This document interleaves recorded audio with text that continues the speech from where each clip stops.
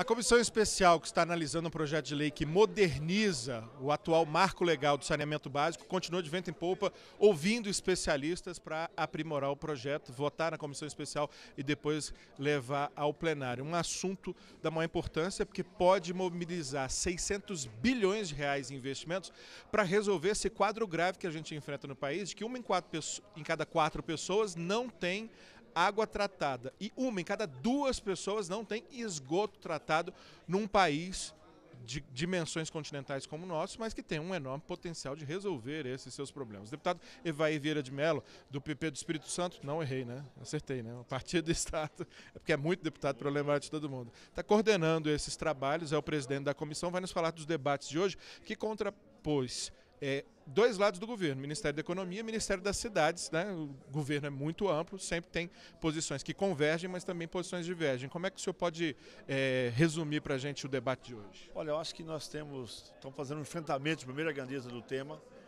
O Brasil não pode mais conviver com esse abandono de saneamento, de esgoto, falta de atendimento de água. Temos que evoluir, inclusive, para resíduos sólidos e águas pluviais.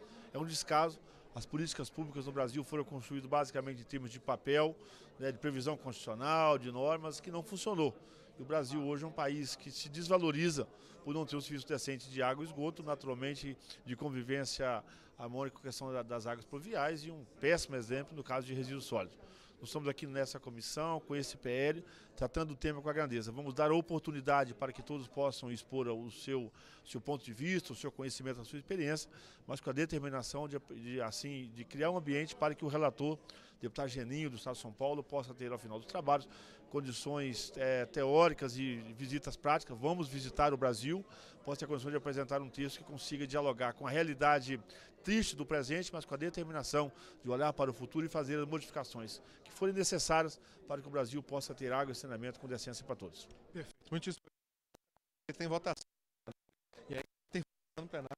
Os deputados correndo para lá, afinal de contas, o plenário é o principal debate que envolve a casa. Mas o Abelardo Oliveira Filho é ex-secretário nacional de saneamento do Ministério das Cidades, né? Ministério que cuida da questão do saneamento, vai nos falar sobre quais são os pontos que o senhor tem visto e fez algumas observações críticas em relação a esse projeto, que em medidas que, se a gente puder, ele é muito mais complexo, mas se a gente puder resumir, ele abre e busca estimular o investimento privado no setor de saneamento, que hoje é tocado basicamente por investimentos públicos, né?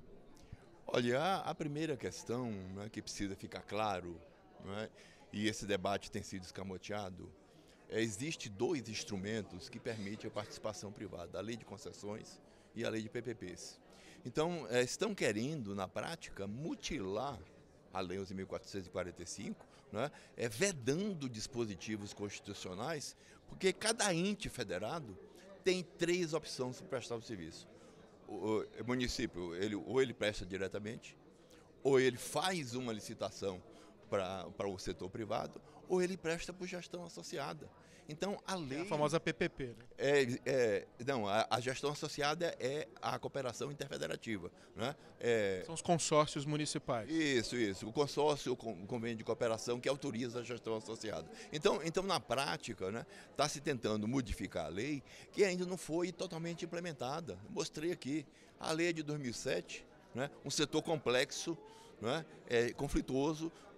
A regulamentação só saiu em 2010 e o principal instrumento saiu em 2013. Nós estamos em 2019, os órgãos reguladores ainda não foram instituídos. Então na prática, né, eu acho que a lei precisa sim de aperfeiçoamento, ela não precisa de mutilamento, não precisa destruir tudo que foi construído até agora, e sim aperfeiçoar. Então, essa questão que está colocada, né, dos dados, né, eu coloquei aqui dados do governo federal, do instrumento Plano Nacional de Saneamento, dados do IBGE, do PlanSab, que considera a vida real.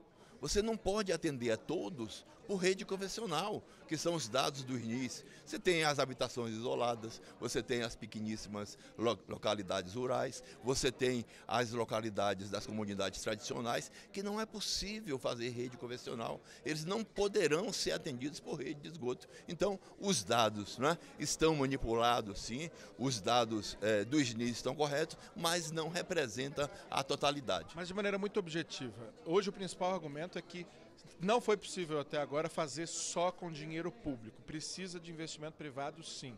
O senhor está discordando, então, desse argumento que é, digamos assim, a base do novo projeto?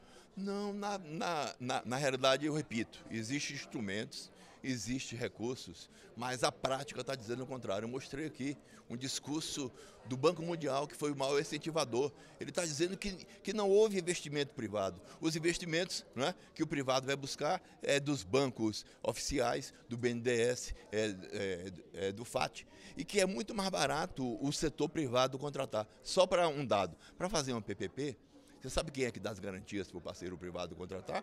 A empresa. Então, se eu posso contratar mais barato, se eu posso dar as garantias para o parceiro privado, por que eu não contrato diretamente?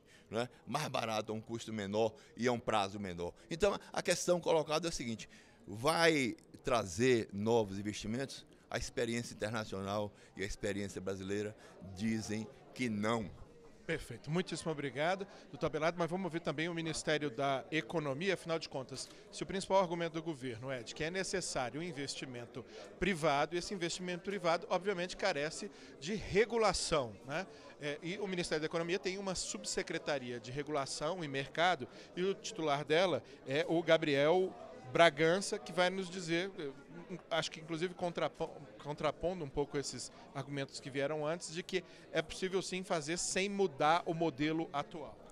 Na realidade, a gente defende que a gente não consegue promover os investimentos necessários para expandir o saneamento na velocidade e com a relevância que o país precisa, sem que você promova alteração naqueles pilares que eu mencionei. Que você melhore o ambiente regulatório. E as discussões do próprio PL sugerido pelo governo atua nessa direção, empoderando a Agência Nacional de Águas e concedendo a ela atribuições, desenvolver normas de referências, atuando junto com as reguladoras locais.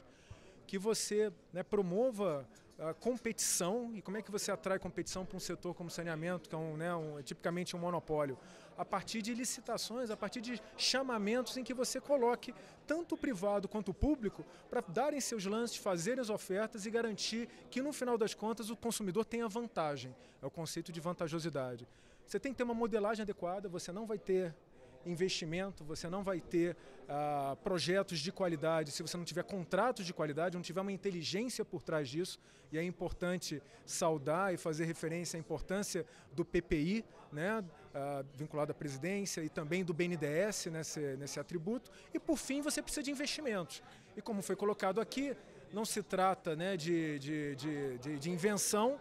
A verdade é que a gente precisa de, numa situação em que a gente não tem mais recursos públicos, a gente precisa de aumentar o investimento privado para você conseguir realmente atingir as metas de universalização necessárias.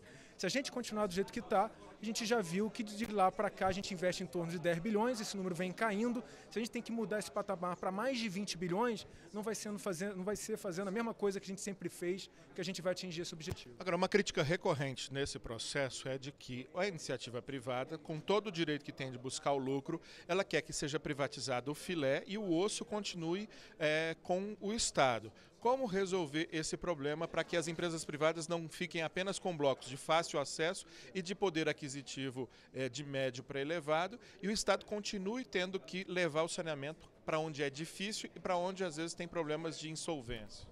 Ótima pergunta, e reforço esses pontos que eu mencionei. Em nenhum momento aqui a gente defende um monopólio privado e restrito. Eu concordo que o monopólio privado, sem qualquer restrição, ele é pior até do que uma empresa pública. O que a gente defende aqui, e que já foi feito no setor de telecomunicações, já foi feito no setor de energia elétrica, já foi feito em N setores de infraestrutura com sucesso, é um monopólio privado com boa modelagem, em primeiro lugar, e aí envolve toda essa inteligência que você está falando, da própria definição e estruturação dos blocos, e essa modelagem é extremamente importante, porque define o ponto de partida, como é que vão ser os leilões e como é que se vai se dar competitividade nessa discussão, e competitividade é o cerne da questão. E também precisa de uma regulação adequada, uma regulação que garanta que o privado tenha, sim, o seu retorno financeiro justo, como acontece, novamente eu digo, no setor de telecomunicações e no setor de energia elétrica já há 20 anos, mas que esse ímpeto de maximizar lucro a qualquer custo seja controlado e o ganho de eficiência do setor privado seja revertido na forma de menores tarifas e aumento de investimento. Perfeito. Muitíssimo obrigado, Gabriel Bragança, subsecretário de Regulação e Mercado do Ministério da Economia. E todo esse debate continua e eu te convido a acompanhá-lo, porque afinal de contas, saneamento básico mexe com saúde, mexe com desenvolvimento, afinal de contas, é muito recurso que deve ser aplicado para resolver esse problema do nosso déficit de saneamento, a estimativa de algo em torno de 600 bilhões de reais em 10 anos, é muito dinheiro.